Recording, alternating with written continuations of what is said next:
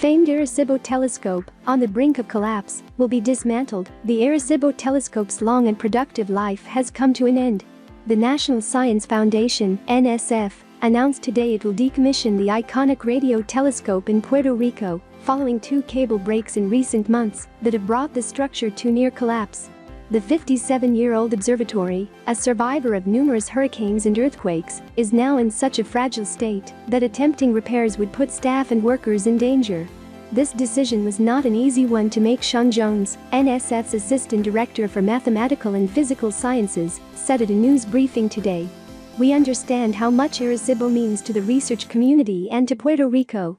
Ralph Gaume, director of NSF's Astronomy Division, said at the briefing the agency wants to preserve other instruments at the site, as well as the Visitor and Outreach Center. But they are under threat if the telescope structure collapses.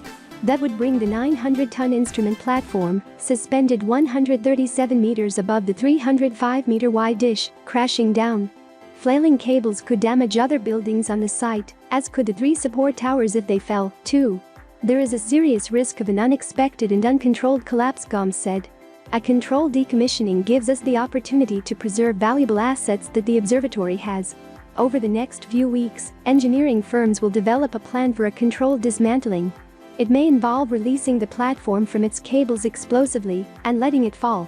The Arecibo telescope has been widely used by astrophysicists as well as atmospheric and planetary scientists since the early 1960s. For many years it was the main instrument involved in listening for messages from extraterrestrial civilizations, and its striking looks won it a supporting role in feature films. The observatory has been battered by the elements over the years, most recently by Hurricane Maria in 2017 and an earthquake and aftershocks in December 2019. It's unknown whether those stresses contributed to the cable failures, the first of which occurred on 10 August. An auxiliary cable, installed in the 1990s when 300 tons of new instruments were added to the suspended platform, broke away from its socket at one end, damaging some instruments and gashing the surface of the dish below. Engineers investigating the break ordered a replacement cable and others to lend support. During their studies, they noticed that one of the 12 main suspension cables, one connected to the same tower as the failed auxiliary cable, had a dozen broken wires around its exterior.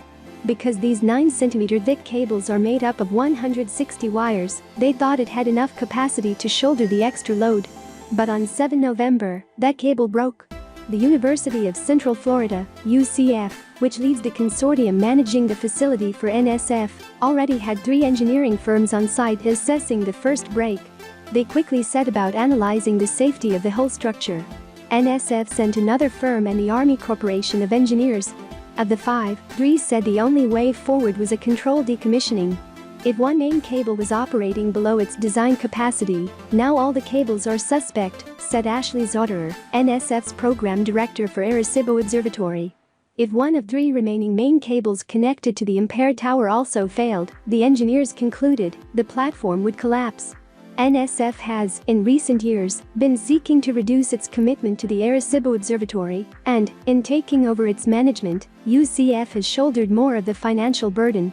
But Gaume stated that this decision has nothing to do with the scientific merits of Arecibo Observatory.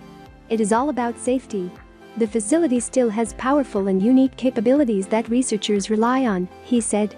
"I'm confident of the resilience of the astrophysics community," he added, and NSF is working with some of its other facilities to take up some of the studies that have been halted.